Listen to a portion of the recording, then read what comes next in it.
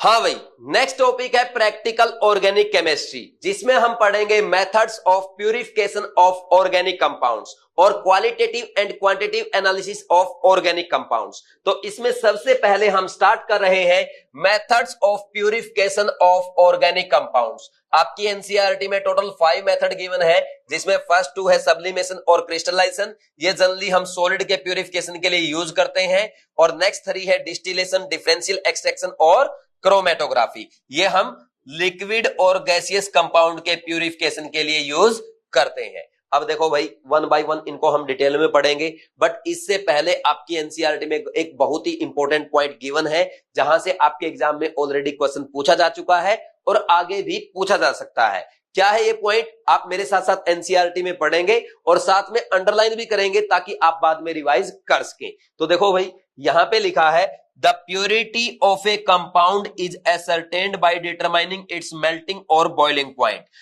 Most of the pure compounds have sharp melting point and boiling point. अब देखो यहां पे sharp melting point और boiling point का मतलब क्या है भाई? जो प्योर कंपाउंड होते हैं उनका मेल्टिंग पॉइंट और बॉइलिंग पॉइंट क्या होता है?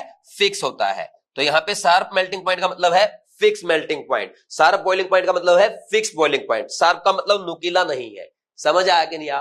जैसे फॉर एग्जांपल भाई, अगर हम बात करें प्योर एनिलीन की, तो प्योर एनिलीन का बॉइलिंग पॉइंट होता है 457 केल्विन। ठीक, यानी जो आपका एनिलीन है वो ऐसे बॉयल नहीं होगा कि 450 से 500 केल्विन की रेंज में बॉयल हो रहा है। वो एक फिक्स टेम्परेचर यानी 457 केल्विन पे बॉयल होगा। और ये वैल्यू आपको याद नहीं करनी है, ये मैंने आपको ओनली एग्जांपल दिया है। अब जैसे फॉर एग्जांपल आपको बोल दिया जाए भाई एक एनिलीन का सैंपल है, बताओ ये प्योर है या नहीं है, तो आप क्या करेंगे? उसको हीट करना स्टार्ट करेंगे। अगर वो एक फिक्स टेम्परेचर यानी 457 केल्विन पे बॉयल हो जाता है तो वो प्योर एनिलीन है, और अगर वो फिक्स टेम्परेचर पे बॉयल नहीं हो रहा है तो वो आपका इम्प्योर एनिलीन है। तो ये आपको समझ में आ गया। तो किसी कंपाउंड की प्योरिटी चेक करने के लिए आप क्या चेक करते हैं? उसका बॉइलिंग पॉइंट और मेल्टिंग पॉइंट। अगर बॉइलिंग पॉइंट और मेल्टिंग पॉइंट उसका क्या है? एक फिक्स वैल्यू है, तो आप बोल देंगे आपका कंपाउंड प्योर है, अदरवाइज इम्प्योर है। समझ आ गया इतना? तो ये पॉइंट आप यहां पे नोट डाउन कर सकते हैं, इसको भले ही लिख लो।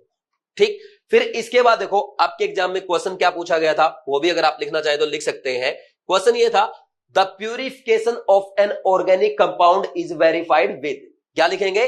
The purification of an organic compound is verified with. इसमें 4 ऑप्शन दिए गए थे। फर्स्ट था density, second molecular weight, third melting point और फोर्थ था सोल्यूबिलिटी इन वाटर। तो आप खुद बताओ भाई इसका आंसर क्या जाएगा? बोलो भाई, क्या आंसर आएगा? Melting point. तो ये क्वेश्चन अगर दोबारा आपसे पूछ लिया जाए तो इजीली सोल्व कर लेंगे या नहीं कर लेंगे? अब देखो, जरूरी नहीं है एग्जामिनर आपको इस क्वेश्चन को एज इट इज पूछे, हो सकता है वो ऑप्शन चेंज कर दे और इस बार 4 ऑप्शन में मेल्टिंग पॉइंट रखने की बजाय भी वो इस बार ऑप्शन रख दे बॉइलिंग पॉइंट। तो आपका आंसर क्या जाएगा? बोलो भाई, बॉइलिंग पॉइंट आपका आंसर आ जाएगा। समझ आ रहा है कि नहीं आ रहा? इसमें कोई डाउट तो नहीं है? पक्का? ठीक है भाई, आगे बढ़ते हैं। अब नेक्स्ट देखो, इसके बाद आप पढ़ेंगे, यहां पे लिखा है new methods of checking the purity of an organic compound are based on different types of chromatographic and spectroscopic technique. यानी आजकल है ना, क्रोमेटोग्राफिक टेक्निक या स्पेक्ट्रोस्कोपिक टेक्निक से भी कंपाउंड का प्यूरिफिकेशन वेरीफाई किया जाता है। ठीक, नेक्स्ट है भाई मेथड ऑफ प्यूरिफिकेशन। इसमें फर्स्ट है सब्लिमेशन। देखो भाई एनसीईआरटी में क्या लिखा है? On heating, some solid substances changes from solid to vapor state without passing through liquid state. The purification technique based on the above principle is known as sublimation and is used to separate sublimable compound from non-sublimable impurity. तो देखो भाई, सबसे पहले इसका example क्या है? जब आप सोलिड आयोडीन को हीट करते हैं तो ये डायरेक्ट किसमें कन्वर्ट हो जाता है? आयोडीन वेपर्स में। तो इस प्रोसेस को हम सब्लिमेशन कहते हैं। अब प्यूरिफिकेशन कैसे करते हैं? जैसे भाई मान लीजिए हमारे पास एक सॉलिड कंपाउंड है जो सब्लिमेबल है और इसमें नॉन सब्लिमेबल इंप्योरिटीज प्रेजेंट है। तो सबसे पहले इसका हम इंप्योर सैंपल लेंगे और जब इंप्योर सैंपल को हम हीट करेंगे तो क्या होगा भाई? आपका जो कंपाउंड है उसके क्या बन जाएंगे? वेपर्स बन जाएंगे। इन वेपर्स को हम अलग से कलेक्ट कर लेंगे। अलग से कलेक्ट करने के बाद कंडेंसेशन करेंगे तो हमें प्योर सब्सटेंस ऑब्टेन होगा। ठीक, और जो इंप्योरिटीज है वो नॉन सब्लिमेबल है, वो आपकी यहाँ पे प्रेजेंट रहेगी। तो ऐसे आप सब्लिमेबल कंपाउंड का नॉन सब्लिमेबल इंप्योरिटी से सब्लिमेशन के थ्रू प्यूरिफिकेशन करते हैं। समझ आ गया? अब इसके एग्जांपल क्या है? It is used for purification of iodine, camphor, camphor यानी कपूर, नेप्थलीन। ये एग्जांपल आप मेरे साथ साथ एनसीईआरटी में लिख सकते हैं या अलग से कॉपी में नोट कर सकते हैं, बिकॉज एनसीईआरटी में गिवन नहीं है बट आपके एग्जाम में पूछे जा सकते हैं क्योंकि सिंपल एग्जांपल है। तो क्या क्या लिखेंगे? For purification of iodine, camphor, naphthalene and ammonium chloride यानी NH4Cl एटसेट्रा। ठीक है भाई, ये एग्जांपल आपने नोट कर लिए, समझ आ गया। फिर इसके बाद आगे बढ़ेंगे। नेक्स्ट सेकंड मेथड कौन सा है? क्रिस्टलाइजेशन। देखो भाई, क्रिस्टलाइजेशन में जो एनसीईआरटी में लिखा है मैं डिटेल में आपको एक्सप्लेन करूंगा और जो इंपॉर्टेंट पॉइंट है वो आप अलग से या तो एनसीईआरटी पे नोट कर लेंगे या अलग से कॉपी पे नोट करेंगे। तो इसमें सबसे पहले देखो भाई, क्रिस्टलाइजेशन किसके लिए यूज किया जाता है? मैं पहले ही आपको बता चुका हूं, for purification of solid organic compounds. फिर नेक्स्ट इसके बाद वेरी इंपॉर्टेंट, इसका प्रिंसिपल क्या है? It is based on the difference in solubilities of the compound and the impurities in a suitable solvent। यानी इसका प्रिंसिपल क्या हो गया? Based on difference in solubilities of compound and impurities in a suitable solvent। तो इसका principal है solubility। समझ आया कि नहीं? आप इसमें कोई डाउट तो नहीं है। फिर इसके बाद यहां पे पूरी प्रोसेस लिखी हुई है, मैं काम करता हूं आपको एक्सप्लेन कर देता हूं, आप पढ़ना चाहे तो पढ़ सकते हैं, वैसे मैं पूरा डिटेल में एक्सप्लेन आपको करने वाला हूं। तो सबसे पहले देखो भाई, जो इम्प्योर सैंपल है हम क्या करेंगे? उस इम्प्योर सैंपल को एक ऐसे सोलवेंट में डिसॉल्व करेंगे जिसपे रूम टेम्परेचर पे हमारे कंपाउंड की सोलिबिलिटी कम होगी बट हायर टेम्परेचर पे क्या होगी? ज्यादा होगी। देखो वैसे भी जब आप टेम्परेचर इंक्रीज करते हैं सोलिबिलिटी क्या होगी? इंक्रीज होगी, क्योंकि जनरली डिसोल्यूशन क्या होती है? एंडोथर्मिक प्रोसेस होती है, इसलिए टेम्परेचर इंक्रीज करने पे सोलिबिलिटी इंक्रीज होती है। ठीक, तो सबसे पहले आपने इम्प्योर सैंपल को लिया और उसको एक ऐसे सोलवेंट में डिसॉल्व किया जिसमें रूम टेम्परेचर पे कंपाउंड की सोलिबिलिटी क्या है? कम है। फिर क्या करेंगे? इसको हीट करेंगे। हीट करने से क्या होगा बोलो भाई? यहां पे इसकी सोलिबिलिटी इंक्रीज होगी तो कंसंट्रेशन इंक्रीज होगी। तो ऐसे हम एक सैचुरेटेड सॉल्यूशन बनाएंगे। तो फिर इस सैचुरेटेड सॉल्यूशन का क्या करेंगे? कूलिंग करते हैं। तो जब कूलिंग होगी यहां पे क्या होगा भाई? जो कूलिंग करने पे आपके प्योर कंपाउंड के क्रिस्टल्स बनेंगे, ये प्योर कंपाउंड के क्रिस्टल्स नीचे बैठ जाएंगे और जो हमारा सॉल्वेंट है उसमें इंप्योरिटीज प्रेजेंट रहेंगी। फिर इसको हम क्या करेंगे? प्योर कंपाउंड को फिल्ट्रेशन से सेपरेट कर देते हैं। तो जब आप फिल्ट्रेशन से सेपरेट करेंगे यहां पे हम क्या करेंगे? एक फिल्टर पेपर लगाएंगे। तो फिल्टर पेपर से जब यहां पे ये डालेंगे, इस लिक्विड को यहां डालेंगे, तो यहां पे तो आपके प्योर कंपाउंड के क्रिस्टल्स रह जाएंगे और ये आपका लिक्विड आ जाएगा जिसमें सॉल्वेंट आ जाएगा, जिसमें इंप्योरिटीज प्रेजेंट होगी और थोड़ा बहुत प्योर कंपाउंड भी प्रेजेंट होगा। इसको हम कहते हैं मदर लिकर। ठीक, इतना समझ में आ गया? तो यहां पे देखो लिखा भी है, इसको क्या कहते हैं? मदर लिकर कहते हैं। Contains impurity and small quantity of compound. तो इसमें इंप्योरिटी भी होती है, थोड़ा बहुत इंप्योर कंपाउंड भी प्रेजेंट हो सकता है। बट देखो अगर कंपाउंड ऐसा है कि एक कंपाउंड एक सोल्वेंट में तो बहुत ज्यादा सोल्यूबल है बट दूसरे कंपाउंड में क्या है? कम सोल्यूबल है। तो इस केस में हम क्या करेंगे? दोनों सोल्वेंट में क्या करेंगे? कंपाउंड का सॉल्यूशन बनाएंगे, इंप्योर कंपाउंड इंप्योर सैंपल का सॉल्यूशन बनाएंगे। फिर इसका मिक्सर लेते हैं, मिक्सर लेने के बाद इसका क्रिस्टलाइजेशन करेंगे। ठीक, इतना समझ में आ गया? फिर इसके बाद नेक्स्ट यहां पे लिखा है, अगर हमारे कंपाउंड में इंप्योर सैंपल में ऐसी इंप्योरिटीज प्रेजेंट है जिसके कारण सॉल्यूशन में कलर आएगा, तो क्या करते हैं भाई? जो आपने सॉल्यूशन बनाया है उसमें है ना हम एक एक्टिवेटेड चारकोल का टुकड़ा रख देंगे। तो ये क्या करेगा? जो कलर्ड इंप्योरिटी है उसको अपने सरफेस पे एडजॉर्ब कर लेगा। तो ऐसे आप कलर्ड इंप्योरिटीज को सॉल्यूशन से रिमूव करते हैं। ठीक, और अगर कभी ऐसा हो जाए भाई हमारा जो प्योर कंपाउंड है और जो इंप्योरिटीज है उनकी सोल्युबिलिटी क्या है? कंपेरेबल है सॉल्वेंट में, तो हम उस केस में बार बार रिपीटेड क्रिस्टलाइजेशन करते हैं फॉर प्यूरिफिकेशन ऑफ कंपाउंड। तो ये आपको अच्छे समझ में आ गया? इसमें कोई डाउट नहीं होना चाहिए, पक्का? फिर नेक्स्ट आगे बढ़ो भाई, ये क्रिस्टलाइजेशन था। फिर इसके बाद नेक्स्ट है डिस्टिलेशन, वेरी वेरी इंपॉर्टेंट। तो देखो भाई डिस्टिलेशन, सबसे पहले इसका प्रिंसिपल लिखो, it is based on difference in boiling point. क्या प्रिंसिपल है? It is based on difference in boiling point. तो ये प्रिंसिपल आप लिख लेंगे। फिर नेक्स्ट देखो, this important method is used to separate, first है volatile liquid from non volatile impurity and second है the liquid having sufficient difference in their boiling points. तो इन दो केसेस में हम कौन सा मेथड यूज करते हैं? डिस्टिलेशन यूज करते हैं। अब डिस्टिलेशन आपका 4 टाइप का होता है। एक है सिंपल डिस्टिलेशन, सेकंड है फ्रैक्शनल डिस्टिलेशन, थर्ड है डिस्टिलेशन अंडर रिड्यूस प्रेशर और फोर्थ है स्टीम डिस्टिलेशन। तो 1 बाय 1 डिटेल में इनको हम पढ़ेंगे। एनसीईआरटी में पूरा प्रोसेस आपको समझाया गया है। तो मैं क्या करूंगा, देखो भाई यहां पे एनसीईआरटी में आपके डायग्राम भी गिवन है, तो पूरी प्रोसेस आपको समझाऊंगा। बट जो इंपॉर्टेंट पॉइंट एग्जाम के लिए जो आपको याद करना है वो आप अलग से एनसीईआरटी पे नोट करेंगे या अपनी कॉपी में नोट कर लेंगे। तो सबसे पहले लिखो सिंपल डिस्टिलेशन। अब सिंपल डिस्टिलेशन कब यूज करेंगे? व्हेन, लिखो भाई, when difference in boiling point is large. Difference in boiling point is large. कितना होना चाहिए? देखो भाई, डिफरेंस अगर 30 डिग्री सेल्सियस से ज्यादा है तो हम क्या यूज करते हैं? सिंपल डिस्टिलेशन यूज करते हैं। और अगर डिफरेंस कम हो तब हम क्या यूज करते हैं? फ्रैक्शनल डिस्टिलेशन यूज करते हैं। समझ में आया कि नहीं आया? इसमें कोई डाउट तो नहीं है। अब इसका एग्जांपल भी आपको लिखना होगा क्योंकि एग्जांपल भी एग्जाम में पूछा जा सकता है। एग्जांपल आप यहां पे लिख लो, क्लोरोफॉर्म और एनिलीन के मिक्सर को सेपरेट करने के लिए आप कौन सा मेथड यूज करते हैं? बोलो भाई, सिंपल डिस्टिलेशन यूज करते हैं। क्योंकि यहां पे देखो क्लोरोफॉर्म का बॉइलिंग पॉइंट कितना है? 334 केल्विन। एनिलीन का कितना है? 457 केल्विन। तो इनमें तो 100 डिग्री सेल्सियस से भी ज्यादा डिफरेंस है। तो इसलिए कौन सा मेथड यूज करेंगे? सिंपल डिस्टिलेशन यूज करेंगे। तो बस यही पॉइंट आपको एग्जाम के लिए याद करना होता है। समझ आ गया? तो सिंपल डिस्टिलेशन में नोट कर लिया आपने। अब देखो सिंपल डिस्टिलेशन में एक्चुअल में क्या होता है वो मैं आपको बताता हूं। देखो भाई, जैसे यहां पे आपने क्या लिया? 2 लिक्विड का मिक्सर लिया है, ठीक? तो आप इसको क्या करेंगे? हीट करेंगे। जैसे आपने अभी क्लोरोफॉर्म और एनिलीन लिया है, तो क्लोरोफॉर्म का बॉइलिंग पॉइंट कितना था? 334 केल्विन। तो हम क्या करेंगे? इस मिक्सर को मान लीजिए 350 केल्विन पे हीट किया, तो एनिलीन का तो बॉइलिंग पॉइंट ज्यादा है, 457 केल्विन है, तो वो तो बॉइल होगा नहीं। तो क्या होगा? जो आपका क्लोरोफॉर्म है उसके सारे क्लोरोफॉर्म के वेपर्स बन जाएंगे। तो इन वेपर्स को हम क्या करेंगे? सेपरेट कर लेंगे। और सेपरेट करने के बाद जब कंडेंसेशन करेंगे तो यहां पे आपको प्योर क्लोरोफॉर्म ऑब्टेन होगा। समझ आएगी नहीं आई बात? तो ये आपका प्योर क्लोरोफॉर्म हो गया और ये प्योर एनिलीन है। ठीक है कि नहीं है? समझ आ गया?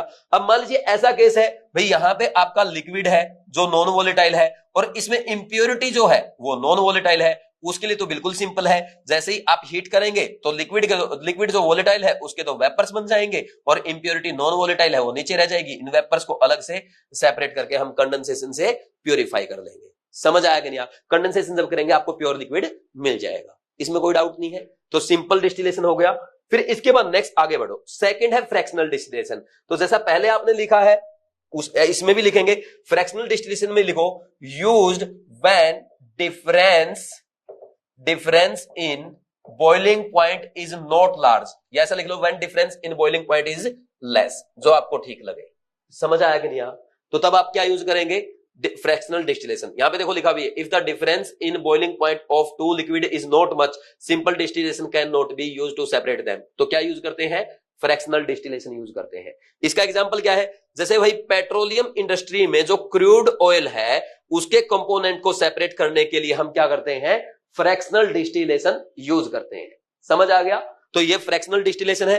फिर इसके बाद है ना, यहां पे आपको ना पूरी प्रोसेस समझाई गई है। तो प्रोसेस को मैं ना आपको डायग्राम से समझा देता हूं। आपको भी एनसीईआरटी में पढ़ने की जरूरत नहीं पड़ेगी। जो भी एनसीईआरटी में लिखा है वो मैं आपको डायग्राम पे बता देता हूं। देखो भाई, फ्रैक्शनल डिस्टिलेशन में हम क्या करेंगे? सबसे पहले तो एक काम करेंगे, ये देखो, ये हमने लिक्विड ले लिया, ठीक? इसको हीट करेंगे और जब हीट करते हैं यहां पे है ना, हम डायरेक्ट है ना वेपर्स जो बनेंगे उनको डायरेक्ट अलग से कलेक्ट नहीं करेंगे। तो क्योंकि वहां पे बॉइलिंग पॉइंट का डिफरेंस बहुत ही कम है, तो क्या होगा? जैसे लिक्विड ए और बी आपने लिया है, मान लीजिए इसका बॉइलिंग पॉइंट थोड़ा कम है और इसका बॉइलिंग पॉइंट थोड़ा ज्यादा है, बट दोनों में बहुत ज्यादा डिफरेंस नहीं है। तो क्या होगा? जब आप बॉइल करेंगे तो क्या होगा? इसके भी वेपर्स बनेंगे और कुछ वेपर्स इसके भी बन जाएंगे। तो जो आपके वेपर्स बनेंगे तो वो ए और बी का मिक्सर होगा। तो इसलिए आपको क्या करना है? ए और बी को तो सेपरेट करना ना।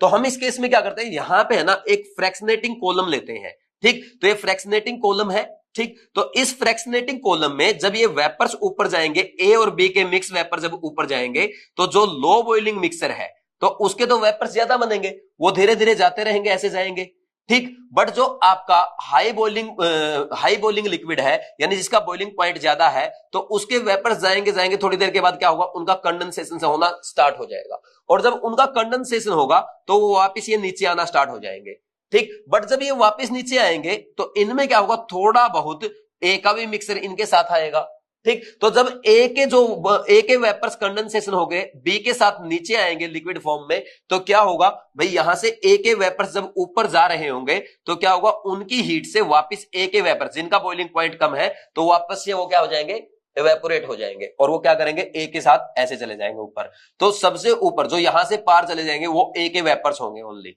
तो इन ए के वेपर्स को हम क्या करेंगे, अलग से कलेक्ट करके इनका कंडेंसेशन कर देते हैं, और जब कंडेंसेशन होगा तो यहां पे आपको प्योर लिक्विड ए मिलेगा, और यहां पे क्या मिलेगा, प्योर लिक्विड बी मिलेगा। This is known as fractional distillation. और किसके लिए यूज करते हैं, one of the technological applications of the fractional distillation is to separate different fractions of crude oil in petroleum industry. ये इसका एग्जांपल है, ये मैं पहले ही आपको बता चुका हूं। अब देखो आजकल है ना, जो ये फ्रैक्शनेटिंग कॉलम है, ये आपको ना मार्केट में बने बनाए मिल जाते हैं। तो ये बहुत ही अलग अलग टाइप के होते हैं। जैसे यहाँ पे ना आपके एनसीईआरटी में 2 सैंपल दिखाए गए हैं। जैसे ये वाला है, ठीक, इसमें एक ग्लास बीड्स लगा रखी है, और इसमें ये क्या है भाई, आपके फ्रैक्शनेट ये प्लेट्स हैं, इनको थियोरेटिकल प्लेट्स कहते हैं। ठीक, ये आपके फ्रैक्शनेट कॉलम्स है। ठीक, वैसे इनको याद करने की कोई जरूरत नहीं है, बस एक बार देख लो, क्योंकि अगर आप एनसीईआरटी पढ़ना चाहेंगे बाद में और आप पढ़ेंगे सर ने तो बताया नहीं कि ये फ्रैक्शनेट कॉलम क्या होता है, ये थियोरेटिकल प्लेट्स क्या है, तो ये थियोरेटिकल प्लेट्स। ठीक, समझ आ गया। फिर इसके बाद नेक्स्ट देखो, ये अब पढ़ने की जरूरत नहीं है, जितना एनसीईआरटी में लिखा मैंने बता दिया, क्योंकि बार बार एनसीईआरटी की थ्योरी पढ़ोगे आपको बोरिंग लग सकता है।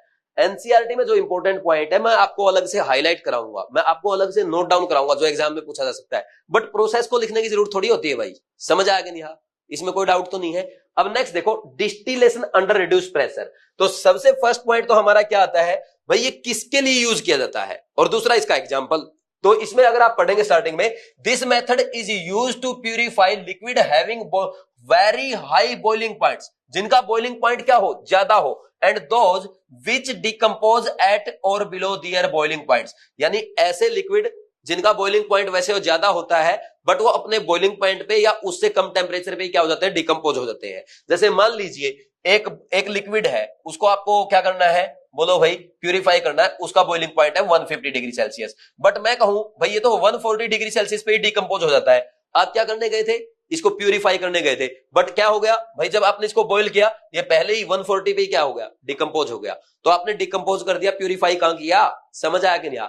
तो इसमें हम क्या करते हैं, ऐसे केसेस में जो हमारा लिक्विड है उसके ऊपर, उसके सरफेस पे पहले वैक्यूम लगा के, वैक्यूम पंप लगा के क्या करते हैं, प्रेशर को कम करते हैं। तो प्रेशर को अगर कम कर देंगे तो यहां पे जो उसका बॉइलिंग पॉइंट 150 डिग्री सेल्सियस है, इससे पहले ही, जैसे आप बोल दो 120 डिग्री सेल्सियस पे या और कम टेम्परेचर पे या 130 डिग्री सेल्सियस पे ही ये क्या हो जाएगा, बोलो भाई, इसके वेपर्स बन जाएंगे, और जो वेपर्स बनेंगे वो प्योर लिक्विड के होंगे। तो उनको आप क्या करेंगे, सेपरेट करके कंडेंसेशन करके क्या हो जाएगा, आपको प्योर लिक्विड ऑब्टेन हो जाएगा। समझ आएगा नहीं? तो ये है आपका डिस्टिलेशन अंडर रिड्यूस प्रेशर। तो ये पॉइंट हाईलाइट कर लेना है भाई, किसके लिए यूज किया जाता है, to purify liquid having high boiling point and those which decompose at और below the their boiling point. Such liquid are made to boil at a temperature lower than their normal boiling point by reducing the pressure on their surface. ये मैं आपको बता चुका हूं। Example क्या है, glycerol can be separated from spent lye in soap industry by using this technique. तो glycerol को क्या कर सकते हैं, सोप इंडस्ट्री में स्पेंट लाई से इस टेक्निक से सेपरेट कर सकते हैं। तो ये इसका एग्जांपल, और ये किसके लिए यूज किया जाता है, ये आपको ध्यान रखना है। समझ आ गया? फिर इसके बाद नेक्स्ट आ जाओ, नेक्स्ट पेज पे इसका डायग्राम बना हुआ है, अब वो आप समझ सकते हैं। जैसे भाई ये आपका क्या है, ये है डिस्टिलेशन अंडर रिड्यूस प्रेशर। तो इसमें क्या था, देखो सबसे पहले जैसे ये ले लिया भाई, यहां पे ये मिक्सर लिया है, इस मिक्सर में हम क्या करेंगे भाई, इसको ना बॉईल करेंगे। बॉईल किया आपने, तो बॉईल करने के बाद क्या होगा, वैसे बॉईल क्या होगा, हाई टेम्परेचर पे बॉईल हो रहा है, तो इसमें हम क्या लगाते हैं, एक वैक्यूम पंप लगा देंगे। तो वैक्यूम पंप से क्या हो जाएगा, बोलो भाई, वैक्यूम पंप से यहाँ पे इसके सरफेस पे क्या हो जाएगा, प्रेशर कम हो जाएगा, और प्रेशर कम होगा तो ये अपने बॉइलिंग पॉइंट से कम टेम्परेचर पे बॉयल हो जाएगा। तो इसके फिर वेपर्स जो बनेंगे, उन वेपर्स को हम क्या करेंगे, सेपरेट कर लेंगे। तो सेपरेट करेंगे तो ये आपको प्योर लिक्विड ऑब्टेन हो जाएगा। समझ आया कि नहीं आया? इसमें कोई डाउट तो नहीं है? तो ये मैंने पूरा आपको बता दिया था। नेक्स्ट आ जाओ, नेक्स्ट है स्टीम डिस्टिलेशन। देखो भाई इसमें क्या लिखा है, this technique is used to separate substances which are steam volatile and are immiscible with water. तो सबसे पहले तो आपको ये पॉइंट याद करना है, ये स्टीम डिस्टिलेशन ऐसे सब्सटेंस को सेपरेट करने के लिए यूज किया जाता है जो स्टीम वोलेटाइल होते हैं बट वाटर में इनसोल्यूबल होते हैं। ठीक है भाई। फिर इसके बाद नेक्स्ट देखो, यहां पे है ना ये पूरा प्रोसेस लिखा हुआ है, अगर आप एनसीईआरटी से पढ़ेंगे तो आपको समझ में नहीं आएगा। नेक्स्ट पेज पे इसका डायग्राम दिया है, तो डायग्राम की हेल्प से मैं आपको अच्छे से एक्सप्लेन करूंगा, तो इसको यहां से आपको नहीं पढ़ना है। बट नेक्स्ट देखो, इसी पेज पे लास्ट लाइन में यहां पे क्या लिखा है, इसका एग्जांपल लिखा हुआ है, aniline is separated by this technique from aniline water mixer. कैसे करेंगे, नेक्स्ट पेज पे समझते हैं। चलो भाई नेक्स्ट पेज पे देखो, ये डायग्राम है आपका स्टीम डिस्टिलेशन का। तो इसमें हम क्या करते हैं, सबसे पहले भाई लिक्विड लेंगे या वो मिक्सर लेंगे जिसका आपको डिस्टिलेशन करना है। जैसे फॉर एग्जांपल यहां पे हमने ये एनिलीन का ही मिक्सर लिया है, ठीक। तो इस मिक्सर को हम क्या करेंगे, हीट करेंगे। इसके साथ साथ यहाँ पे वाटर भी लेंगे और वाटर को बॉईल करेंगे। जब वाटर को बॉईल करेंगे क्या बनेंगे, वाटर वेपर्स बनेंगे। तो वाटर वेपर यहां से चलेंगे, जो जिनका कंडेंसेशन हो जाएगा वो अलग से यहाँ पे आ जाएंगे, बाकी के वाटर वेपर यहाँ पे ऐसे चलते रहेंगे। तो ये इस कंटेनर में आपके आ जाएंगे, ठीक। अब देखो इसमें क्या है, एनिलीन प्रेजेंट है। एनिलीन क्या है, ऑर्गेनिक कंपाउंड है, और ऑर्गेनिक कंपाउंड या तो क्या होते हैं, नॉन पोलर होते हैं या लेस पोलर होते हैं, इसलिए वो वाटर में इजीली डिसॉल्व नहीं होंगे। तो यहाँ पे क्या होगा, जब आप इसको हीट कर रहे हैं तो यहाँ पे एनिलीन के भी वेपर्स बनेंगे और साथ में वाटर के वेपर्स है। तो यहाँ पे एनिलीन और वाटर के वेपर आपके एक साथ चलेंगे, तो ये इस पाइप के थ्रू आएंगे, ठीक। ये आ रहे हैं आपके एनिलीन और वाटर वेपर्स। तो अब यहां पे हम क्या करेंगे, इनका कंडेंसेशन करेंगे विद हेल्प ऑफ वाटर। तो यहां पे वाटर इंजेक्ट करते हैं, फिर वेपर्स का कंडेंसेशन होगा और यहां से आपको वाटर और एनिलीन का लिक्विड ऑब्टेन होगा। तो अब आपको पता है एनिलीन क्या है, वाटर में इनसोल्यूबल है, इसलिए आपका एनिलीन तो अलग रहेगा और वाटर क्या रहेगा, अलग रहेगा, ठीक। अब हम यहाँ पे क्या करते हैं, एक सेपरेटरी फनल लगाएंगे और इस फनल की हेल्प से सबसे पहले ये जो आपको अलग अलग लेयर आपको दिख रही है लिक्विड की, ये आपका एनिलीन है, इसको हम सेपरेट कर देंगे और आपका वाटर इसमें कंटेनर में अलग रह जाएगा, ठीक। तो ऐसे आप स्टीम डिस्टिलेशन की हेल्प से एनिलीन वाटर मिक्सर से एनिलीन का सेपरेशन करते हैं। तो अब देखो स्टीम डिस्टिलेशन में आपको ओनली 2 पॉइंट याद करने हैं। एक तो किसके लिए यूज किया जाता है, for separation of substances which are steam volatile and are immiscible with water, यानी इनसोल्यूबल इन वाटर। समझ आ गया। दूसरा इसका एग्जांपल कौन सा है, बोलो भाई, एनिलीन वाटर मिक्सर को आप क्या करते हैं, बोलो एनिलीन वाटर मिक्सर को आप क्या करेंगे, स्टीम डिस्टिलेशन की हेल्प से सेपरेट करते हैं। ये इसका एग्जांपल है। तो ये 2 ही पॉइंट याद करने हैं। फिर नेक्स्ट आ जाओ भाई, इसके बाद एक मेथड और है, कौन सा, डिफरेंशियल एक्सट्रैक्शन। तो यहां तक आपका डिस्टिलेशन प्रोसेस पूरा हो गया। फिर नेक्स्ट मेथड आपका आ रहा है डिफरेंशियल एक्सट्रैक्शन, ये 4th मेथड है। इसमें देखो क्या लिखा है, when an organic compound is present in an aqueous medium, it is separated by shaking it with organic solvent in which it is more soluble than in water. The organic solvent and the aqueous solution should be immiscible with each other so that they form 2 distinct layers which can be separated by separatory funnel. The organic solvent is later removed by distillation or by evaporation to get back the compound. तो आपको ये समझ में आया, नहीं आया, कोई बात नहीं है। देखो अभी समझ में आ जाएगा। नेक्स्ट पेज पे इसका डायग्राम दिया हुआ है, उस पे आ जाओ, मैं आपको एक्सप्लेन करता हूं। इसमें देखो भाई, सबसे पहले भाई ये आपका ऑर्गेनिक कंपाउंड है एक्वस लेयर में यहां पे, ठीक। तो अब इसमें है ना हम एक ऐसा ऑर्गेनिक सॉल्वेंट ऐड करेंगे भाई जिसमें क्या है भाई, आपका ऑर्गेनिक कंपाउंड की सोल्युबिलिटी वाटर से ज्यादा होगी, ठीक। क्या होगा भाई, ऐसा सॉल्वेंट आपको ऐड करना है जिसमें क्या है, ऑर्गेनिक कंपाउंड वाटर से ज्यादा सोल्यूबल है। बट एक बात का और ध्यान रखना है भाई, जो आपने ऑर्गेनिक सॉल्वेंट लिया है और जो वाटर है वो आपस में क्या होने चाहिए, इमिसिबल होने चाहिए, यानी एक दूसरे में मिक्स नहीं होने चाहिए। तो अब यहां पे हम क्या करेंगे, इसकी सेकिंग करेंगे। तो जैसे ही आप सेकिंग करते हैं फिर थोड़ी देर के बाद ये रेस्ट पे आएगा। तो जैसे ही रेस्ट पे आएगा तो जो आपका ऑर्गेनिक सॉल्वेंट है इसमें ऑर्गेनिक कंपाउंड ज्यादा सोल्यूबल है, इसलिए एक्वस मीडियम से सारा ऑर्गेनिक सॉल्वेंट कहां चला जाएगा, बोलो भाई, सॉरी, सारा ऑर्गेनिक कंपाउंड कहां चला जाएगा, वो एक्वस मीडियम से ऑर्गेनिक सॉल्वेंट में चला जाएगा। तो यहां पे ये दोनों क्या है, इमिसिबल है, इसलिए एक्वस मीडियम जो आपका ये अलग रहेगा और इस ऑर्गेनिक सॉल्वेंट में आपका ऑर्गेनिक कंपाउंड प्रेजेंट होगा। तो अब दोनों लेयर आपको अलग नजर आ रही है। तो यहाँ पे ये सेपरेटरी फनल लगी हुई है, इस फनल की हेल्प से हम क्या करेंगे, इसको ओपन कर देंगे तो ये वाटर सारा नीचे आ जाएगा। फिर इसको बंद कर देंगे, यहाँ पे आपका बचेगा ऑर्गेनिक कंपाउंड और ऑर्गेनिक सॉल्वेंट। तो इसको सेपरेट करके हम क्या करेंगे भाई, इवेपोरेशन की हेल्प से या डिस्टिलेशन की हेल्प से ऑर्गेनिक सॉल्वेंट और ऑर्गेनिक कंपाउंड को सेपरेट कर लेंगे। तो ये है आपका डिफरेंशियल एक्सट्रैक्शन। इतना समझ में आ गया, इसमें कोई डाउट तो नहीं है। अब देखो नेक्स्ट एक लाइन और एनसीईआरटी में लिखी है, कई बार क्या होता है जो सॉल्वेंट आप यूज करते हैं ना भाई उसमें है ना ऑर्गेनिक सोलवेंट की सोल्युबिलिटी क्या होती है, कम होती है। तो इस केस में हमें क्या करना पड़ता है, सोलवेंट बहुत ही ज्यादा यूज करना पड़ता है। तो क्या करेंगे, ज्यादा अमाउंट लेंगे सोलवेंट का, और ज्यादा अमाउंट के साथ साथ हमें बार बार इसका डिफरेंशियल एक्सट्रैक्शन करना पड़ता है, जिसको क्या कहते हैं, कंटिन्यूअस एक्सट्रैक्शन कहते हैं। समझ आ गया? तो ये पॉइंट अगर आप देखना चाहें एनसीईआरटी में लिखा हुआ है, यहां से आप पढ़ सकते हैं। if the organic compound is less soluble in the organic solvent, a very large quantity of the solvent would be required to extract even a very small quantity of the compound. The technique of the continuous extraction is employed in such cases. समझ में आया कि नहीं आया? इसमें कोई doubt तो नहीं है? पक्का? अब देखो यहाँ पे है ना, वैसे आपके एनसीईआरटी में यहाँ पे एग्जाम्पल नहीं है, बट एक बहुत ही शानदार एग्जाम्पल जो एग्जाम में पूछा जाता है वो मैं आपको एक्सप्लेन कर देता हूं। जैसे वही मान लीजिए आपको एक एक्वस सॉल्यूशन दिया जाए जिसमें क्या है, फिनोल और बेंजोइक एसिड प्रेजेंट है, और आपको बोला जाए भाई डिफरेंशियल एक्सट्रैक्शन की हेल्प से आपको इसको सेपरेट करना है। तो क्या करेंगे, सबसे पहले तो इसमें हम एक ऐसा ऑर्गेनिक सॉल्वेंट ऐड करेंगे भाई जिसमें भाई आपके ये दोनों ऑर्गेनिक कंपाउंड क्या है, वाटर से ज्यादा सोल्यूबल है। इसके साथ साथ ऑर्गेनिक सॉल्वेंट और वाटर क्या होना चाहिए, एक दूसरे में इमिसिबल होना चाहिए। समझ आ गया? फिर साथ में हम यहाँ पे क्या करते हैं, NaHCO3 ऐड करते हैं। ठीक, NaHCO3 क्या है, ये सोल्ट है किसका, NaOH और H2CO3 का, यानी स्ट्रॉन्ग बेस और वीक एसिड का। तो ये बेसिक सोल्ट होगा। तो बेसिक सोल्ट क्या करेगा, एसिडिक सब्सटेंस के साथ रिएक्शन करेगा। अब आपको पता है भाई NaHCO3 फिनोल के साथ रिएक्शन नहीं देता। क्यों नहीं देता? क्योंकि अगर ये फिनोल के साथ रिएक्शन करता है तो क्या बनेगा, सोडियम फिनोक्साइड और H2CO3 बनेगा। अब H2CO3 क्या है, फिनोल से ज्यादा एसिडिक है। तो आपको यह भी पता है कोई भी एसिडिक सब्सटेंस बेसिक सब्सटेंस के साथ रिएक्शन करके अपने से स्ट्रॉन्ग एसिडिक सब्सटेंस नहीं देगा, तो इसलिए यहां पे फिनोल ये वाली रिएक्शन नहीं देता है। बट बेंजोइक एसिड जो है वो H2CO3 से ज्यादा एसिडिक होता है, इसलिए क्या करेगा, NaHCO3 के साथ रिएक्शन करेगा और क्या बनाएगा, बोलो भाई, ये बनाएगा सोडियम बेंजोएट प्लस साथ में आप क्या बोल देंगे, H2CO3।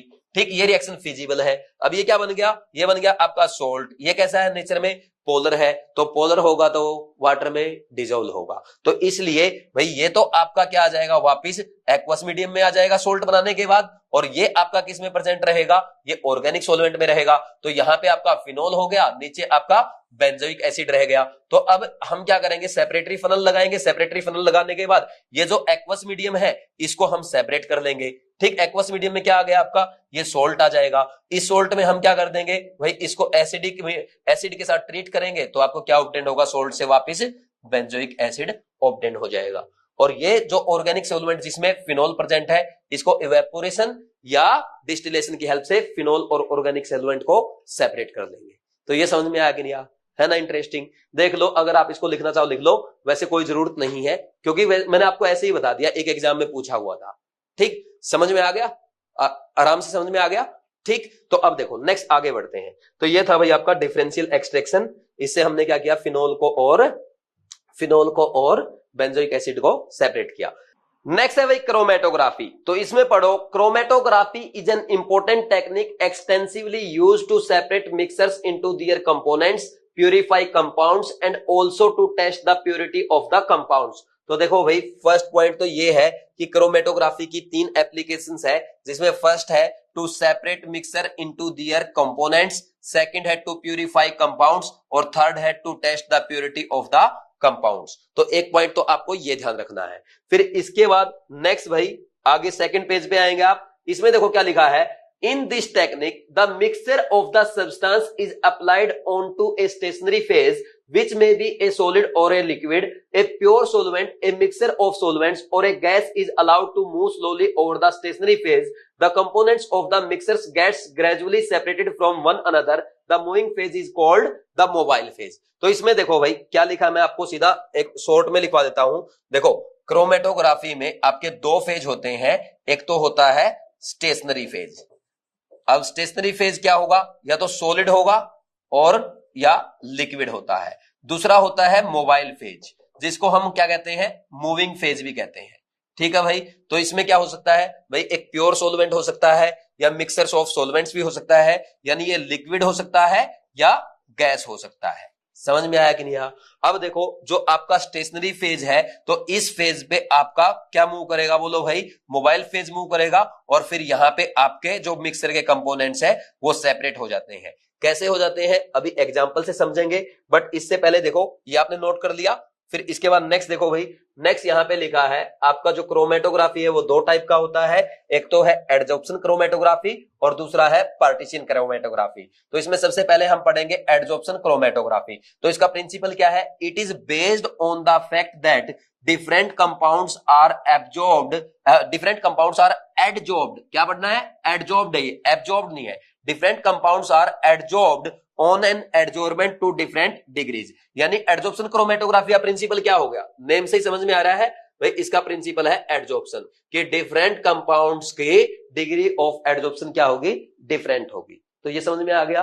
फिर इसके बाद नेक्स्ट देखो, यहां पे जो एडजॉर्प्शन क्रोमेटोग्राफी ये दो टाइप की होती है, एक तो है कॉलम क्रोमेटोग्राफी और दूसरा है थिन लेयर क्रोमेटोग्राफी। तो इसमें सबसे पहले हम पढ़ेंगे कॉलम क्रोमेटोग्राफी। तो इसमें देखो क्या लिखा है, column chromatography involves separation of a mixture over a column of adsorbent that is stationary phase packed in a glass tube। तो इसमें देखो यहाँ पे जो लिखा हुआ है मैं आपको एक्सप्लेन कर देता हूं, सीधा आप डायग्राम पे आ जाएंगे।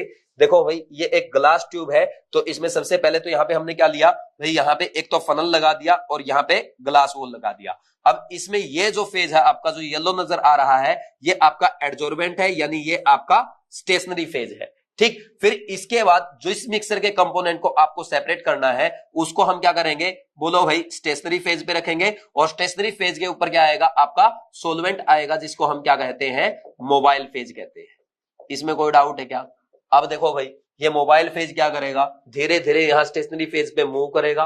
तो जब ये मूव करेगा, इसके साथ जो मिक्सर के कंपोनेंट्स है ए, बी और सी, ये भी मूव करेंगे। अगर कोई कंपोनेंट आपका मोबाइल फेज में ज्यादा सोल्यूबल है तो वो उसके साथ जल्दी नीचे आएगा, और अगर कोई मोबाइल फेज में कम सोल्यूबल है तो वो ऊपर रह जाएगा। जैसे इसमें आपको दिखाया गया है, सबसे पहले आपका कौन सा एडजॉर्ब हुआ स्टेशनरी फेज पे, ए, यानी ए क्या है, स्टेशनरी फेज में ज्यादा सोल्यूबल है और मोबाइल फेज में कम सोल्यूबल है। फिर इसके बाद बी और सी कंटिन्यू मूव करेंगे। तो नेक्स्ट डायग्राम में आपको क्या दिखाया गया है, देखो भाई सी सबसे नीचे आया, यानी मोबाइल फेज के साथ सबसे ज्यादा कौन मूव कर रहा है, बोलो भाई, सी कंपोनेंट मूव कर रहा है, इसलिए सी क्या है, ये आपका मोबाइल फेज में ज्यादा सोल्यूबल है, और आप कहेंगे स्टेशनरी फेज में इसकी सोल्यूबिलिटी कम है।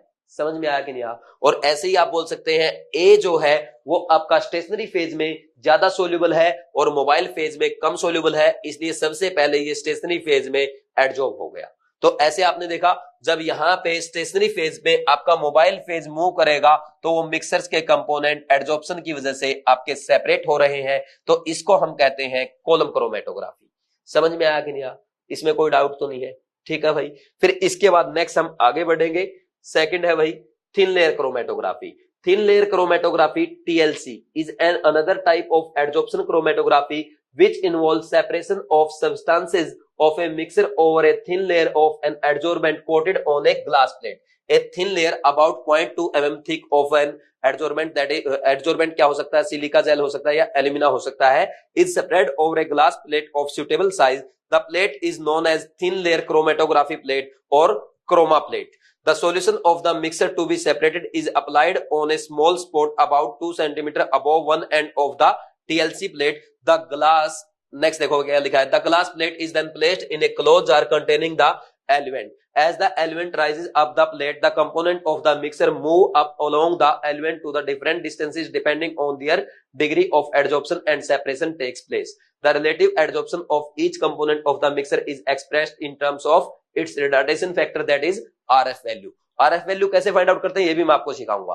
तो ये तो देखो हमने एनसीईआरटी में पढ़ा, क्या लिखा है, अब इसको बिल्कुल देसी में सिंपल भाषा में समझते हैं। देखो भाई, सबसे पहले हम क्या करते हैं, यहाँ पे ना एक थिन लेयर क्रोमेटोग्राफिक प्लेट लेंगे, ठीक। ये एक ग्लास प्लेट होती है, तो इस पे हम एडजॉर्बेंट लगा देंगे। एडजॉर्बेंट क्या हो सकता है, आपका सिलिका जेल यूज कर सकते हैं या Al2O3 यूज कर सकते हैं, और ऐसे ही यहाँ पे भी हम एडजॉर्बेंट कुछ भी यूज कर सकते हैं। आप सिलिका जेल यूज करो या Al2O3 यूज करो या अदर भी यूज कर सकते हैं, ठीक। तो अब इस पे आपने एडजॉर्बेंट लगाया और इसको ना एक क्लोज ग्लास जार में रख देंगे, जिसमें पहले से क्या प्रेजेंट होगा, सोलवेंट, और इसको हम और क्या बोलते हैं, एलिमेंट भी बोलते हैं। ये किसका काम करेगा, ये आपका मोबाइल फेज यानी मूविंग फेज का काम करेगा। इसमें कोई डाउट तो नहीं है?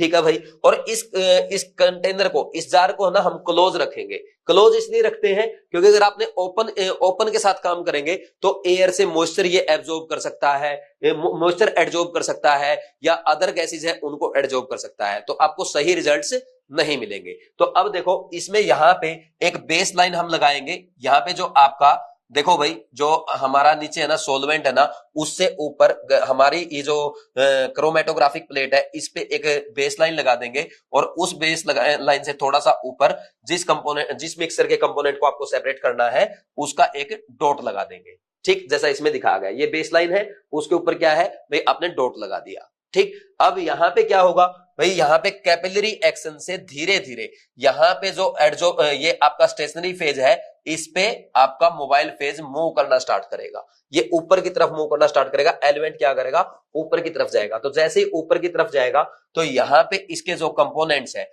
तो जो आपका मोबाइल फेज में ज्यादा सोल्यूबल होगा तो मोबाइल फेज के साथ ज्यादा मूव करेगा, और जो स्टेशनरी फेज में ज्यादा सोल्यूबल होगा वो कम मूव करेगा। जैसे मान लीजिए इसमें दो कंपोनेंट है ए और बी, तो यहां पे मैं आपको बता देता हूं, मान लीजिए ए आपका मोबाइल फेज में कम सोल्यूबल है तो वो बेस लाइन से कम मूव करेगा, और बी आपका ज्यादा मोबाइल फेज में ज्यादा सोल्यूबल है तो वो ज्यादा मूव करेगा, और आपका जो मोबाइल फेज है वो सबसे ज्यादा आगे तक जाएगा।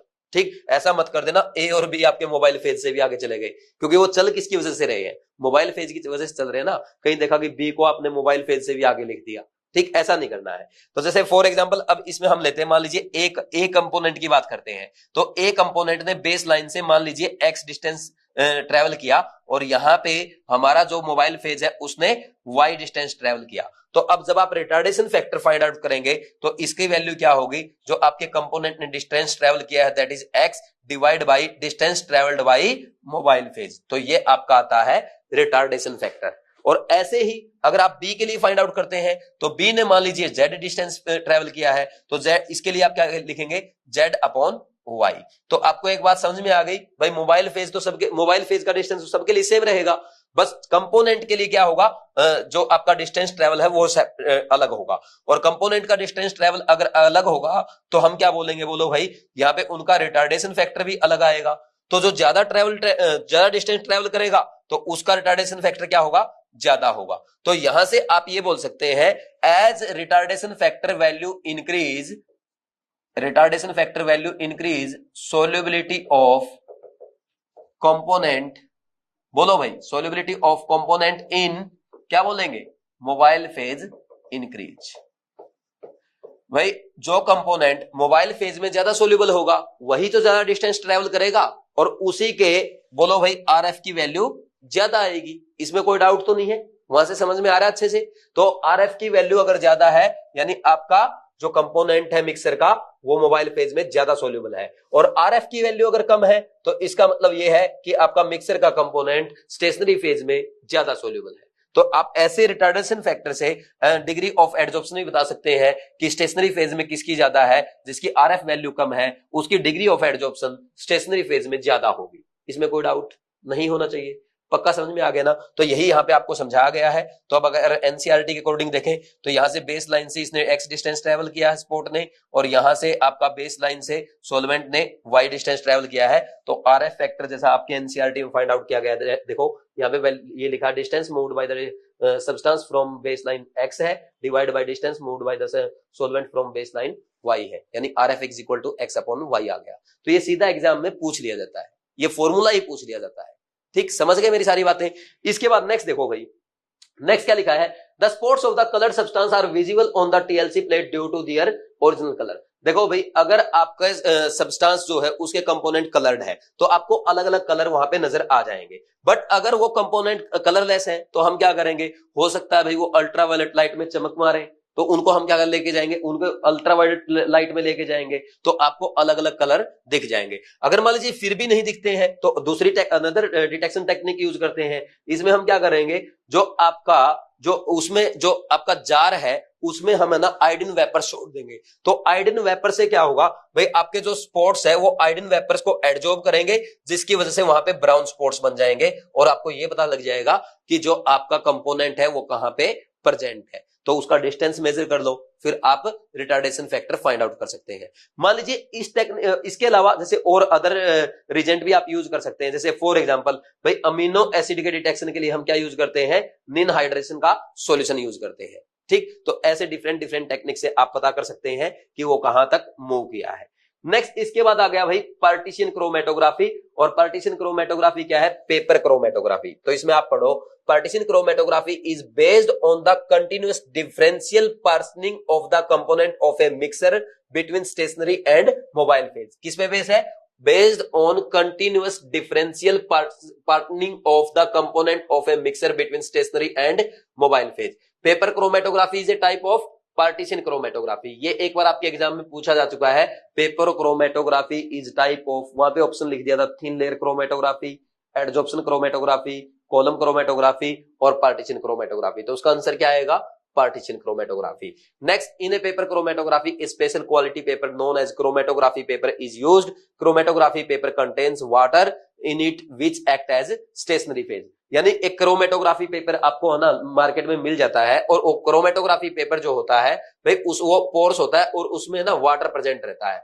तो ये जो वाटर है वो किसका काम करेगा, वो आपका बोलो भाई स्टेशनरी फेज का काम करता है। तो इस बार यहाँ पे आप क्या बोल सकते हैं, स्टेशनरी फेज क्या है आपका, लिक्विड हो गया है ना। ठीक, फिर इसके बाद नेक्स्ट देखो यहां पे क्या होगा। अब भाई ये आपका क्रोमेटोग्राफी पेपर है। बस देखो जो आपकी थिन लेयर क्रोमेटोग्राफी है और आपकी पेपर क्रोमेटोग्राफी है, दोनों बिल्कुल सेम है। बस डिफरेंस क्या है, वहां पे आपने क्या लिया था, एक ग्लास प्लेट ली थी और उस पे आपने एडजॉर्बेंट लगाया था। तो यहाँ पे आपको सीधा क्या मिल गया, मार्केट में क्रोमेटोग्राफी पेपर मिल गया। तो आप क्या रखेंगे, सीधा आकर के सोलवेंट में या बोल दो एलिमेंट में वहां पे क्रोमेटोग्राफी पेपर को लटका देंगे। तो यहाँ पे ये देखो क्लैंप करके लटका दिया, तो यहाँ पे इस पे डॉट भी लगा दिया था, बेस लाइन बना दी। तो ऐसे ही ये मूव करेगा, कंपोनेंट सेपरेट होंगे, रिटार्डेशन फैक्टर आप फाइंड आउट कर सकते हैं। बिल्कुल सेम मेथड है। तो ये आपकी क्रोमेटोग्राफी है। बस डिफरेंस इतना सा है, वहां पे आपने क्रोमेटोग्राफिक प्लेट यूज की है, यहां पे उसकी जगह पे आपने क्रोमेटोग्राफिक पेपर यूज किया, बाकी पूरा प्रोसीजर सेम है। ठीक, समझ गए ना भाई। तो ये था आपका methods of purification of organic compounds. I think आपको अच्छे समझ में आ गया होगा। नेक्स्ट हम आगे बढ़ेंगे और क्वालिटेटिव और क्वांटिटेटिव एनालिसिस पढ़ेंगे।